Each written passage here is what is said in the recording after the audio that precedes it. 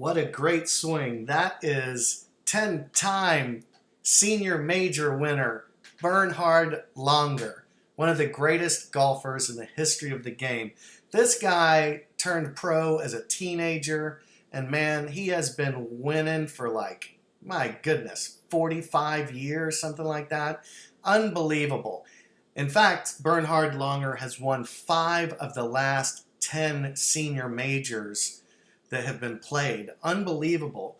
If I'm not mistaken, I believe he overtook Jack Nicklaus, who was the previous record holder for most majors on the Champions Tour.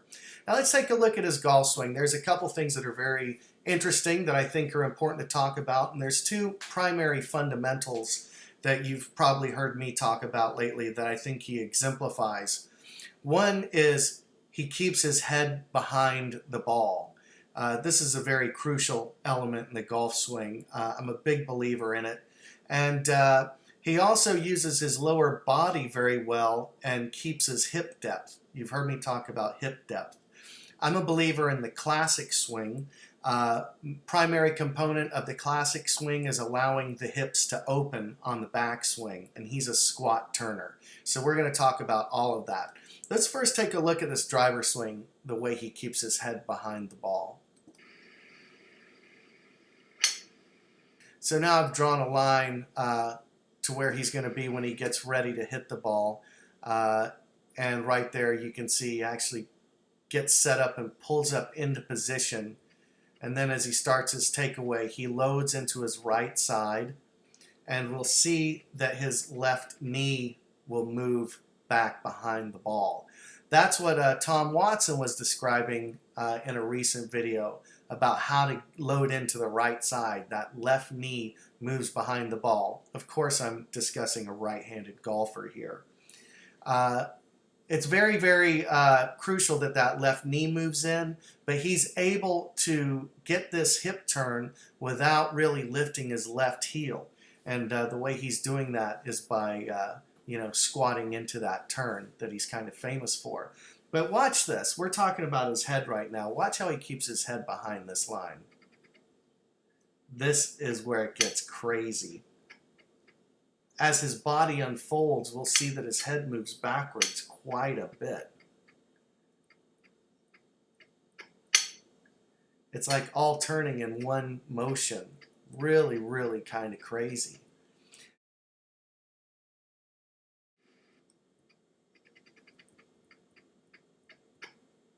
I believe it's an absolute fundamental that you want to keep your head behind the ball, and that is just cuckoo how far behind he is. And you'll notice he also has a little bit of a caddy dip.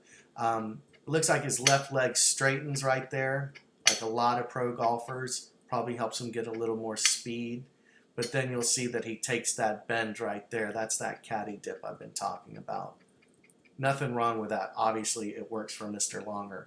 So let's take a look at Bernhard Langer here on the down-the-line view. As I've discussed, classic swingers tend to find their hip depth on the backswing.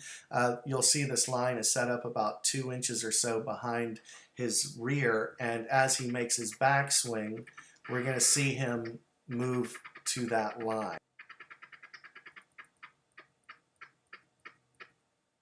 So he'll find additional depth with his right hip going back. Now he's set up in a very good position, and another squat turner that I think uses a narrow stance, very, very similar, is my main man, Sergio Garcia. Now check out these 2 guys squat turn on their backswing.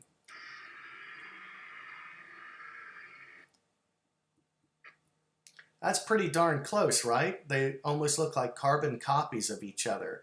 So this is a very, very good way to use the lower body. I believe the lower body is where the key magic in the golf swing lies.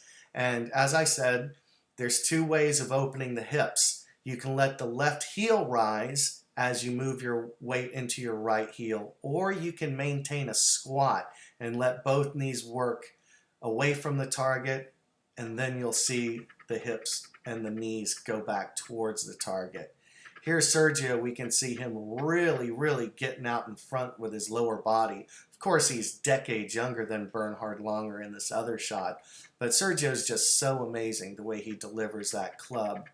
We'll watch Bernhard. He comes in much more steep than Sergio, but he has beautiful results as well. Now, we just saw in that last swing with Bernhard that there's a little bit of a flip. Now, Mr. Hogan said trying to control the face of the club is folly, and he wanted to fire his right hand. So we'll see that Bernhard is very old school here with supination and pronation. He'll let his arms roll over as he fires that right hand.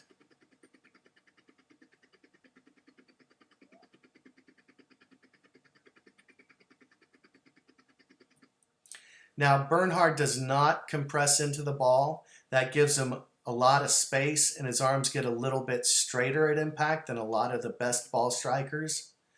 And because they're straightening earlier, you will see what appears to be a little bit of a flip.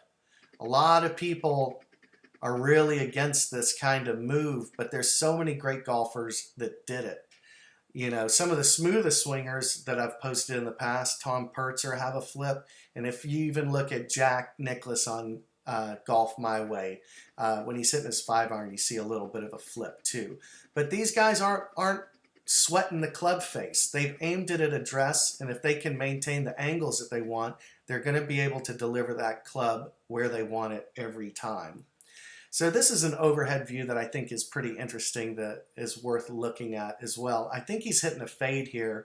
You can see how he's got the ball lined up in the neck of the driver, but you'll see that he really reaches his arms out and away. And that's what tells me as well that I think he's going to hit kind of a pull cut back into the fairway here. But what I want to talk about here mostly is what I see his arms are coming along for the ride. His lower body is going to work towards the target as we've described earlier.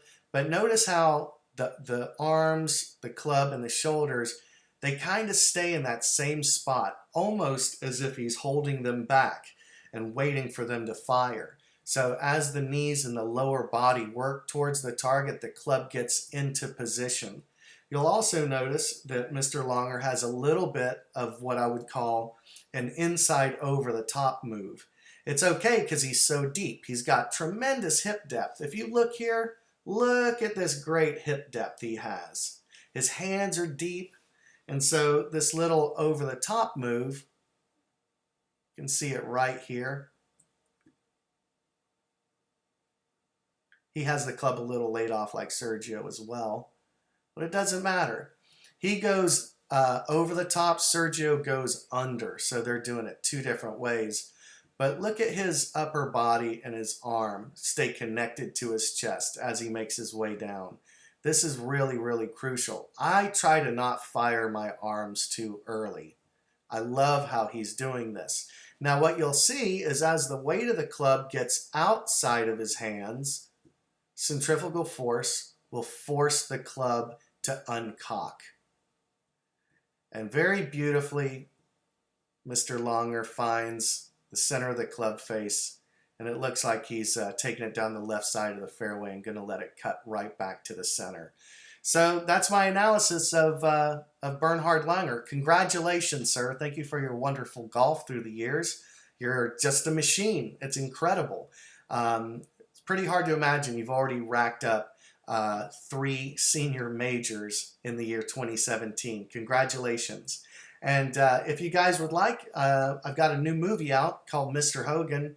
I put a lot into it. I think it's a really great film, so perhaps you'll take a look at it. And I hope you guys hit them long and hit them straight. It's hard to describe the sound when Mr. Hogan hit a shot. He had this tenacity about him. It's really the stuff legends are made of. He was like Michelangelo and Da Vinci. You know, he was an artist with a golf club. This is Ben Hogan's locker right here, number 50. He caddied for my dad. That was the beginning of their relationship. Suffering produces endurance. endurance produces character. He knew what was going to happen, and there wasn't anything he could do about it. Why he actually decided at that point in time to share what he told me, I have no idea.